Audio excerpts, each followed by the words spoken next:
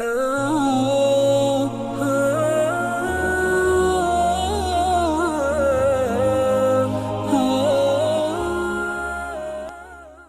اللہ الرحمن الرحیم۔ السلام علیکم۔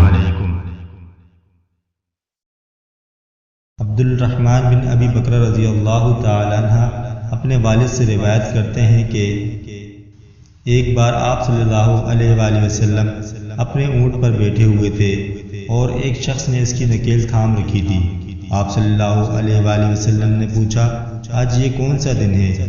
ہم خاموش رہے، حتیٰ کہ ہم سمجھے کہ آج کے دن کا آپ کوئی دوسرا نام اس نام کے علاوہ تجویز فرمائیں گے۔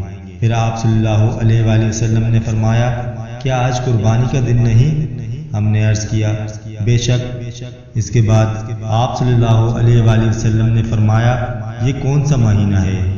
ہم اس پر بھی خاموش رہے اور یہی سمجھے کہ اس مہینے کا بھی آپ اس نام کے علاوہ کوئی دوسرا نام تجویز فرمائیں گے۔ پھر آپ صلی اللہ علیہ وآلہ وسلم نے فرمایا، کیا یہ ذی الحجہ کا مہینہ نہیں؟ ہم نے عرض کیا، بے شک۔ آپ صلی اللہ علیہ وآلہ وسلم نے فرمایا، تو یقیناً تمہاری جانیں اور تمہارے مال اور تمہاری آبرو تمہارے درمیان اسی طرح حرام ہے جس طرح آج کے دن کی حرمت تمہارے اس مہینے اور اس شہر میں ہے۔ پس جو شخص حاضر ہے اسے چاہیے کہ غائب کو یہ بات پہنچا دے، کیونکہ ایسا ممکن ہے کہ جو شخص یہاں موجود ہے وہ ایسے شخص کو یہ خبر پہنچائے جو اس سے زیادہ حدیث کا یاد رکھنے والا ہو۔